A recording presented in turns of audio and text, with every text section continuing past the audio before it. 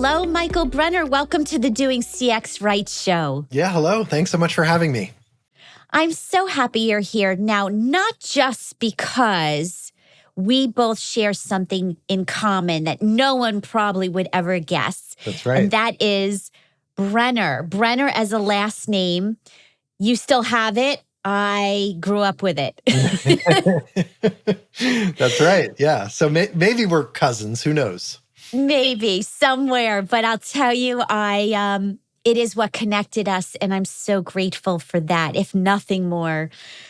So I'd like to tap into your expertise, which is around content marketing. First, before we get into that, please tell the audience who you are. What do you do professionally? Sure. Yeah. I think like you, I've spent most of my career in sales and marketing, 25 years doing corporate or startup sort of gigs.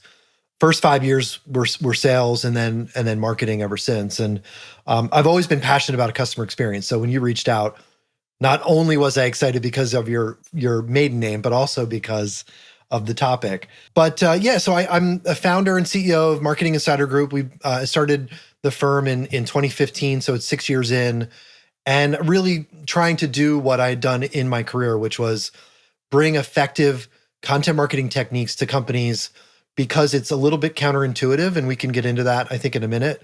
But we've been doing it, for a few years. We were lucky enough to grow during the pandemic. I think a lot of firms realized that, advertising doesn't work so well during a pandemic. Events aren't happening. How do you market a company?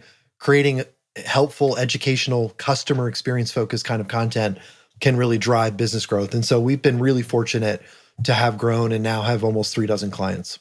Amazing. Why? Tell me your why you're so passionate around this topic. Yeah, from a professional perspective, I've always been driven by the desire to want to do something that actually has, I don't know if meaning is the right word or purpose. I know that word's thrown around a lot, but at least impact. And so, starting my career in sales, it was easy. I either made my number or I didn't. And luckily, I did. But when I got into marketing, it got a little weird. There were lots of marketers doing stuff that didn't necessarily deliver an impact that they could measure. And so, I set out from the very beginning to always try to drive something that a CFO or a CEO could appreciate. But I've kind of gone full circle. And so I wrote 2 books. One was about sort of how marketing should deliver return on investment using content. But when I uncovered the reason why I think a lot of marketers and salespeople even don't, is because they don't focus on the customer, because they don't have cultures that are customer focused, that are empathetic. And so I wrote a book called Mean People Suck. It really didn't have anything about marketing, but it focuses on I think the secret to success in business and probably in life is to have a little empathy and concern for the experiences that we're creating for other people. And so I don't know if that's if I answered your question directly, a little long-winded, but that's kind of what, gets me out of bed in the morning. I love that. What a great title. Very catchy. So tell me, what's one fun fact that people may not know about you?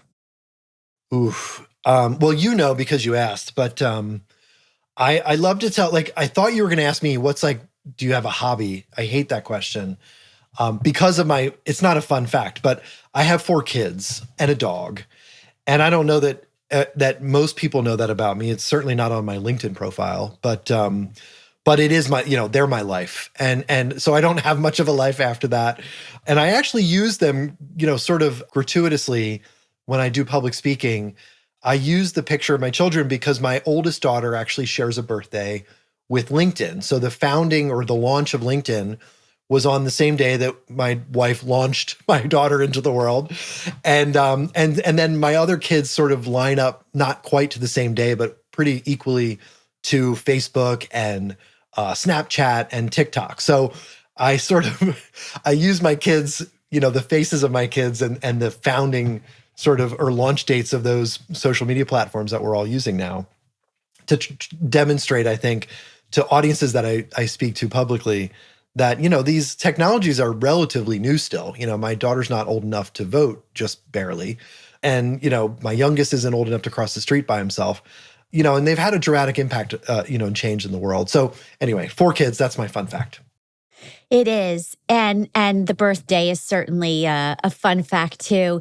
And you mentioned that no one really knows on LinkedIn, obviously, for kids and such. But I wonder if at a time, same with me, I'm a mom, I don't have that on LinkedIn. I wonder if there'll be a time, and COVID might be changing that because family does appear in our videos. It's no shame anymore that, it becomes part of our bio.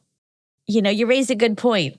Yeah, it's something I'm using more and more. In fact, I have a newsletter that you'll get like a welcome email from me if you sign up for it. And I just changed it to be a lot more I actually mention that I have 4 kids, and I say, kids ask a lot of questions, let me ask you one, and then I pivot into a, business question. But no one ever replies. I always say, hey, tell me something fun about yourself or ask me anything. No one ever replies. And this morning, I changed it last week. This morning, I got my very first reply. So I do think being more human, being authentic, sharing those personal details with the world, I think is starting to become a little bit more. Wearing pajamas on Zoom calls, all of these things are becoming more acceptable. Yeah, and I love that trend because it means we get to show up more authentically. Mm-hmm. And, I hope this continues. Yeah, me too. So let's get into content marketing. First of all, those words, what does that even mean? Yeah, I mean, if for the people that are not in marketing, I always need to feel like I need to define it. Even for the people that are in marketing, I think there's a lot of misunderstanding. There's marketers create content. And so a lot of marketers market with their content. Many marketers and business people misunderstand content marketing to mean creating a piece of content that you promote yourself with. To me, content marketing has always been something really different. And the definition for me is customer-focused content published consistently on your website. So, a tweet or a Facebook post is not content marketing because it's not on your website. It's probably not customer focused. It's probably an ad or a veiled promotion for a product if you're a brand. But that's it. So it's customer focused, consistent, published on a platform that you own, your website generally. Blogging for many companies is sort of what content marketing is. But I think a better way to explain it is it's companies acting more like publishers and less like advertisers. Creating the news and the content people want, not the advertising that people are interrupted by or annoyed by. And that's a real mind shift in the way people think about marketing and the way that people, implement marketing strategy. So is it defined or is a piece of it paid versus unpaid? Is that a differentiator? Yeah, so it is. And in a way, paid can still be a part of content marketing programs. In fact, we do it for a number of our clients, but we do it very differently. It's not an interruption-based technique. It's, hey, let's create a piece of content, test it and see what works. Let's look at the content that gets organically shared on social, not because we pushed it out, but because some influential person read it and they shared it with their audience. And once we learn what works and what engages and what resonates, then let's put paid money behind it to reach new people. Not to interrupt them or not because it's promotional, but because it's helpful, it's insightful, it's sharing some research or some education that people seem to want. So we do both paid and sort of owned or earned kind of media, but it's only based on those insights, the data that shows us what really works. What's the link to customer experience? I'm glad you asked. Yeah, I mean, I really have, and I've said this on my blog, I do a prediction post every year. And for the last, 3 or 4 years, I've been saying that customer experience really is the mandate of the chief marketing officer, or it should be the new mandate for chief marketing officers. So there's a couple things. One, it's to counter what many marketers think their job is, which is to promote the brand or the product. So what's the counterpoint? The counterpoint is if we focus on what people actually want, the experience that customers actually want, we would market very differently. And so that's why I think content marketing and customer experience is the reason we talk about content marketing. It's the reason to do it, to create a better customer experience than, I always love to make fun of websites that have that like sort of hero image of their product on their homepage versus like there's websites like mine or like Microsoft or Accenture. Chase Bank was doing this for a little while where you'd land on their website, instead of Chase Bank saying, get 2% cash back on our new credit card, it said, hey, here's an article on how you should save for your first house if you're a, Gen Z. Here's an article on, what you should do to think about saving for retirement. Helpful content that didn't necessarily push their credit cards. They've kind of gone back on it despite the success they saw. Accenture, Microsoft, my website, and many others lead with stories, lead with helpful content, lead with, sort of authenticity that creates a better immediate customer experience for the folks that land there. So I think the two are completely, complementary.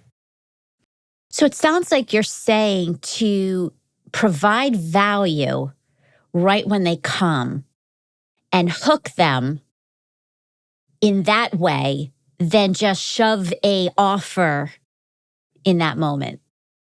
Yeah, I mean, it's a really tired and awful analogy, but it's like when you're at a party and you meet somebody for the first time, I don't say, would you like to buy some content from me? I say, oh, hey, nice to meet you.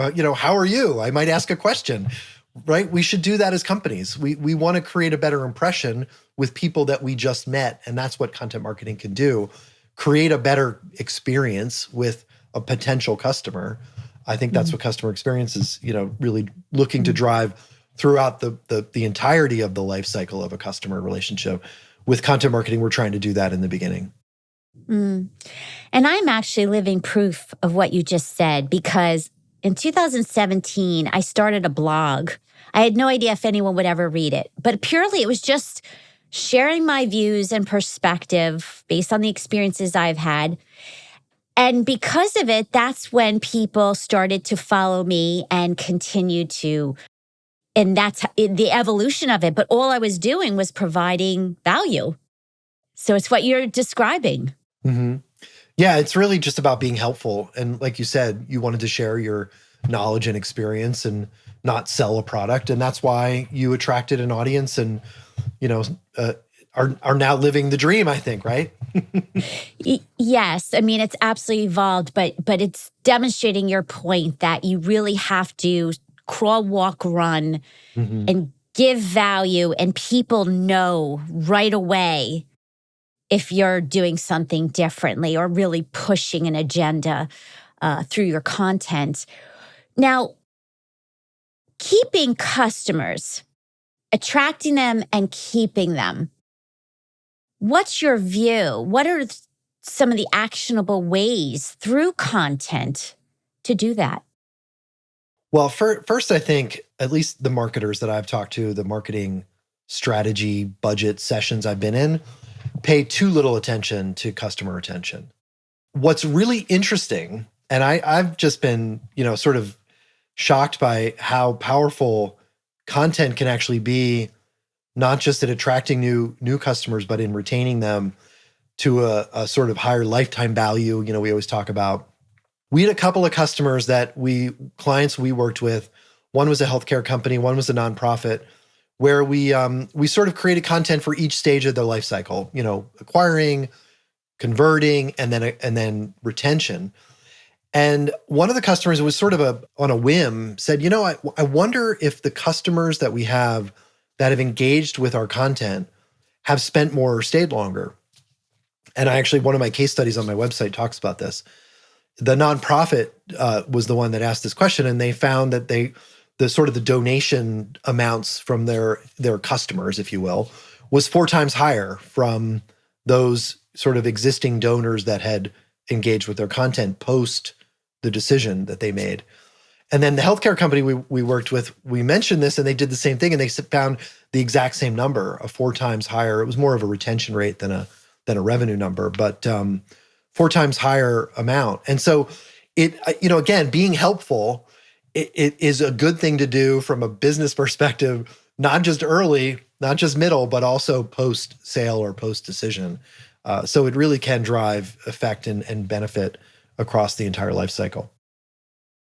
How does content marketing play within companies? In other words, the intranet, the internal communications, is it the same approach? What's your view?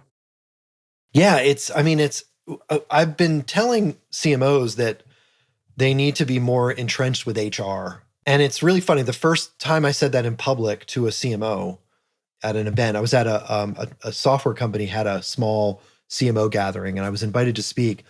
And I'll never forget this CMO sitting in front of me. I will not name her, but I was saying, CMOs need to really form a better relationship with HR, because employees are the future of marketing.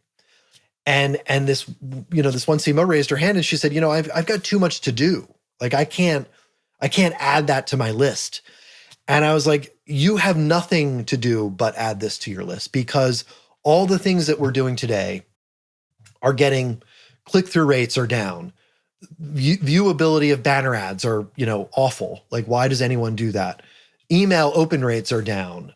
Conversion rates on many marketing activities are down.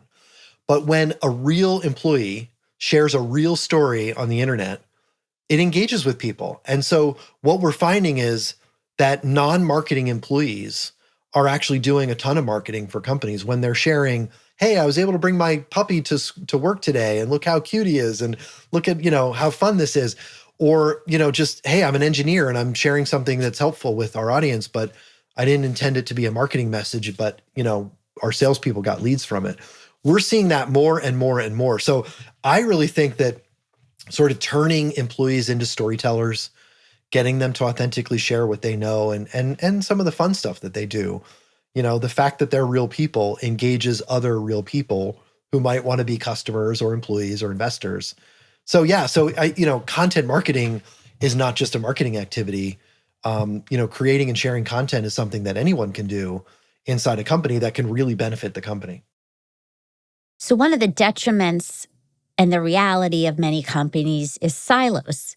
So what happens, the reality is you have one organization putting out content inconsistently with then other organizations, departments. What's your view on that? How do you change that?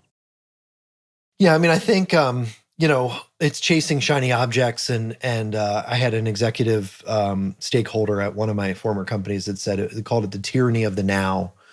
We have to kind of push back. In one of the books I wrote, I call it the pushback. And what I found was a lot of the things that we do that doesn't work, we do because someone asked us to. And I think a lot of us join companies and we take directives from our superiors out of respect, but oftentimes we say yes to doing things that we know aren't going to work. And so I think as professionals, whatever silo you're in, we need to learn to push back on, Steve Jobs used to say, we don't hire smart people so we could tell them what to do. We hire smart people so they can tell us what to do.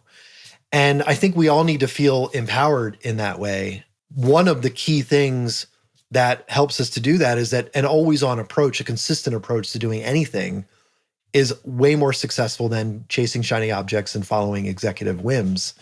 The analogy is like, how do you lose 10 pounds? Well, you don't not eat for a week, because you die. You need to eat a little less for a long period of time, and that's how you lose 10 pounds. And it's, whatever analogy, running a marathon or, getting more fit in the gym, whatever thing we want to do in our personal lives, it's more effective when we do a little bit of it every day. And that's true for, I think, the success that we need to think about, whether it's marketing or customer experience or sales. I think it's true for all of those silos. Yes. So speaking more of best practices, something that I've learned and want to get your views and some additional ones. So I used to run paid advertising, paid search for clients. And what I found, I was studying the best and the worst examples. And the best examples were when the ads said something convincing and value, you click and you get to the landing page and it matches the content. So there's that consistency in the messaging. It carries over. And when brands don't do that in terms of content consistency, there's a real break and then people abandon. Do you agree? And what are some other best practices? Yeah, no, I completely agree. And I ran paid search for companies as well. And that research was pretty compelling. Consistency is key, and it's one of the key components of my definition of content marketing. But I think one of the ways where what I think doing for clients and customer experience come together is, I think the single most important best practice for content marketing is that the customer knows better what they want. And the world that we live in, it's true for customer experience. It's true for sure for content marketing. The world that we live in it's a digital world. So for us, like I always say, I can tell you what your audience is looking for because I can use things like Google's paid search tools and other tools to tell you what people are searching for when they go to Google. I can use other tools to tell you what content they actually want and that they're engaging with that you're not creating probably, and that's kind of the niche we fill. But customers will tell you, and the digital world we live in provides all the data and the insights that we need to get those answers. So, I think that's a really important best practice. And even, again, this sort of culture of customer centricity, kind of drives that point home. The other thing that I think is important with content is to try to create people always say, should I choose quality over quantity? And the answer is yes. You need both. And so I always say, try to create as much content as you can that answers customer questions well. And that's really, it's actually a relatively low bar. You don't need to create a doctoral thesis every time you create a piece of content. One example is I do a list post every year on the top marketing conferences to go to. And it usually ranks pretty pretty well, or number one, and it's just a list of conferences that I'm going to. It's relatively easy to create, but it's driven from my experience and personal objectives, and it delivers on an answer. So those are just some tricks that identify what people are asking for, identify what content they're engaging in, and just do your best at answering the questions that people are asking. Yes, and interesting example you mentioned because I do the same thing, customer experience events and more, but I tie it to my newsletter sign up. So I'm getting value from getting their email and to build that relationship, and they're getting that list in return. So that's another trick for listeners to be able to get lead generation while also providing free content. Yeah, exactly. So if I had lots of CEOs and leaders, entrepreneurs in my room right now, what's the key takeaway? What's the most important thing and advice you have for them? Yeah, I mean, mine is, from a marketing perspective and from their perspective, when I talk to CEOs, their biggest challenge is growth. But those same executives are asking their marketing people to do things that don't necessarily measurably tie to growth. And so my call to action, my warning, my challenge to CEOs is always, trust your team to come up with those ideas, but make sure your marketing is driving growth. Make sure you've got a culture inside your company that's focused on sort of, delivering on the kinds of experiences that customers want. Make sure that you have a work environment that employees want to come to, because it's those employees, the happy ones, that are going to drive happy experiences for your customers. And that's true for marketing as well. So, again, that's kind of my challenge is you want growth, but don't tell your marketing team that they need to change their logo from blue to yellow, because that's not going to necessarily drive growth, for 99.9% of people. Or, hey, maybe we should be on TikTok because my 18-year-old daughter's on TikTok now. Well, it doesn't really drive growth. And so that's really, I think the thing is this focus on delivering the right customer experience, especially through marketing, will drive the growth that executives are looking for. Yeah, and just to add to that, I believe that marketing and customer experience, and as you said, HR, all these departments have to work together to create valuable content in a consistent way. And also ask the customer, do testing with the customer, because your value proposition and your content around that might not be meeting their needs unless you really validate it with them. Mm-hmm. That's right. Yeah. In the book, Mean People Suck, I propose that companies implement a rule that for everything they do, they ask what's in it for the customer. And, just imagine how different companies would be if we did that. If we did that for employee policies, if we did that for paid sick leave, if we did that for, who do we hire, if we did that for what marketing programs do we implement, or, customer experience initiatives, all of those things would be done, I think, a lot differently if we asked that question. I love that. Excellent. People, write that down. And final question. If you could go back in time to your younger self, 20-year-old self, based on what you know now that you didn't know then, what would you tell younger Michael? My gosh. Well, I'm a worrier. So I would tell him that it's going to be okay. It'll be fine. Right now I'm reading a book about sleep. It's called Why You Sleep. And it talks about all the terrible things that happen to our bodies and our minds when we don't get enough sleep. And I lost a lot of sleep from the time I was 20. So that would be it. I mean, I think especially in the world, all the craziness going on and the sort of fool's games that politicians are playing these days. And I think the best message I would tell my younger self is it's going to be fine. It'll be all right with the right intentions and, hard work. It all, the right stuff happens and maybe a little luck for sure along the way. But yeah, that's it. Well, that will resonate with a lot of people listening because there's so much to obviously worry about. And how do we show up as our best selves, less anxious, and know what we can control and know what we can't? And very, very relevant to this time. So thank you for sharing that. Yeah. Where can people find you? Because I know they're going to want to. Sure. Yeah. I mean, so the Content Formula, Mean People Suck are both available on Amazon. If anybody wants to reach out to me on LinkedIn, and connect, that's usually the place that I connect with folks. If they mention this show, I'll do this for your listeners. I'll send a free PDF of the Content Formula and the audiobook companion guide for Mean People Suck. So you don't have to go buy it. I'll send it to you for free, and you kind of get the gist of both of those. marketinginsidergroup.com and on Twitter @BrennerMichael. Well, thank you so much for this valuable content and the gift of you.